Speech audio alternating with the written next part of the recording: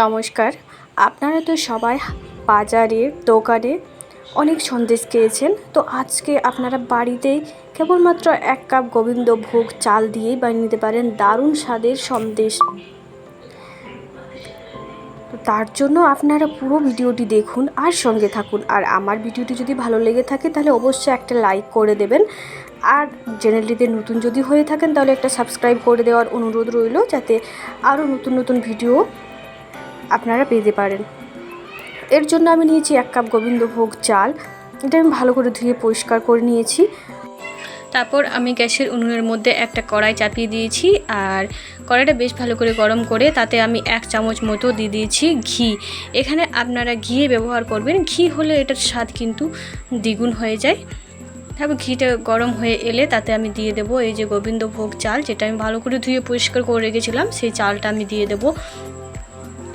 তারপর এটা আমি ভালো করে কিছু সময় ধরে নাড়াচাড়া করে নেব। চালটা শুকনো হয়ে এলে তারপর এটার কালারটা যখন চেঞ্জ হয়ে যাবে, লাল লাল হয়ে আসবে, চালটা ভাজা হয়ে গেলে তারপর আমি এটা নামিয়ে নেব। তো এটার জন্য আমার কিছু সময় বেশ ভালো করে নাড়াচাড়া করে নিতে হবে।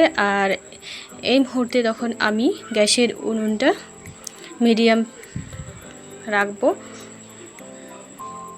দেখুন ধীরে ধীরে আমার চালটা কালারটা চেঞ্জ হয়ে আসছে।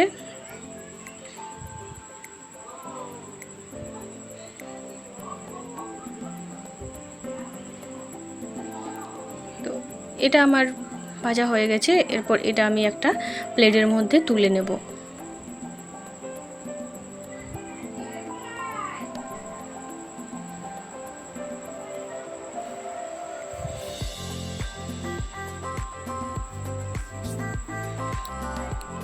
চালগুলো আমি প্লেটের মধ্যে তুলে নিয়েছি, আর এটা কিছুক্ষণ ঠান্ডা করে নেব। তারপর আমি একটা মিক্সিং জারে করে পেস্ট করে নেব। এই দেখুন এইভাবে আমি পেস্টটা বানিয়ে নিয়েছি। তারপর আবারও আমি গ্যাসের উনুনে একটা কড়াই চাপিয়ে দিয়েছি, আর তাতে বড় গ্লাসের 1 গ্লাস মতো আমি এখানে গরুর দুধ নিয়েছি। এখানে চাইলে আপনারা যে কোনো লিকুইড দুধ বা গুঁড়ো দুধও ব্যবহার করতে পারেন। আর এখানে সুন্দর একটা ফ্লেভারের জন্য আমি দিয়ে দিয়েছি 2টো এলাচের দানাগুলো ছাড়িয়ে। তারপর যে আমি পেস্ট করেছিলাম চালের, সেটা আমি দিয়ে দেব দুধের মধ্যে। আর এই মুহূর্তে গ্যাসের উনুনটা কিন্তু আমাদেরকে লো রাখতে হবে।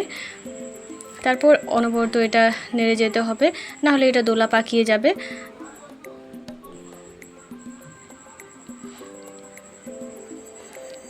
এটা যতক্ষণ না পর্যন্ত আমার শুকিয়ে আসছে ততক্ষণ পর্যন্ত আমি এটা নেড়ে যাব। আর এখানে দিয়ে দেবো আমি চিনি।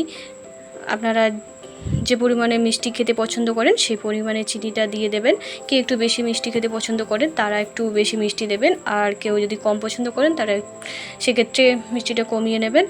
আর এরপর চিনিটা দেওয়ার পর এই চিনিটা আমার গলে এলে, ভালো করে এটা শুকিয়ে এলে তারপর আমি এটা নামিয়ে নেব।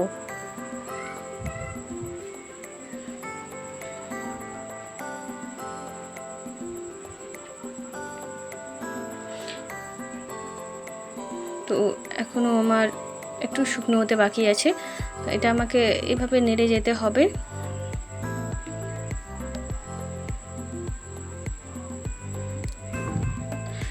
আর এটা শেষ পর্যায়ে নামানোর কিছুক্ষণ আগে আমি এখানে দিয়ে দেব নারকেল গুঁড়ো।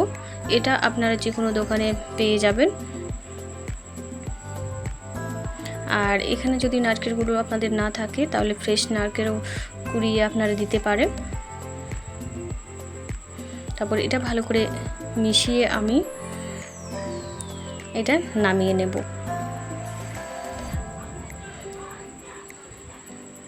তো আমি যে পাত্রে এটা নামাবো সেই পাত্রটাতে আমি একটা থালা নিয়েছি, আর সেই থালার মধ্যে আমি একটু ঘি চারদিকে ছড়িয়ে নেব, যাতে আমার থালার মধ্যে এটা লেগে না যায়।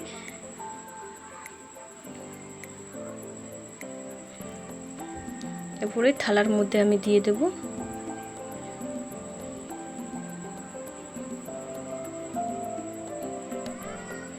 আর একটা চামচের সাহায্যে আমি চারদিকে এটা ভালো করে ছড়িয়ে নেব।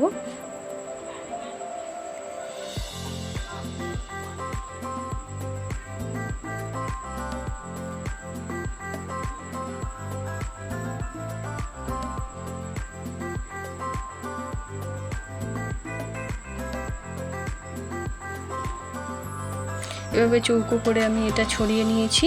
আর এটা কিছুক্ষণ ঠান্ডা করে আমি তারপর একটা ছুরির সাহায্যে এটা পিস পিস করে কেটে নেব। যেভাবে সন্দেশ হয় সেরকম শেপ করে কেটে নেব। তারপর আপনাদের পছন্দ অনুযায়ী আপনারা শেপ দিয়ে কেটে নেবেন।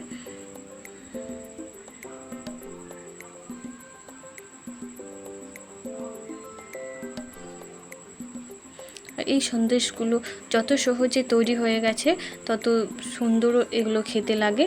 তো এই দেখুন এইভাবে আমি সন্দেশটা কেটে নিয়েছি। এরপর এটা ডেকোরেশন করে নেব। একটা প্লেটে আমি নিয়ে নিয়েছি কিছুটা নারকেল গুঁড়ো, আর এবার এক একটা সন্দেশে আমি গায়ে নারকেল গুঁড়োগুলো মাখিয়ে সুন্দরভাবে আমি এটা সাজিয়ে নেব।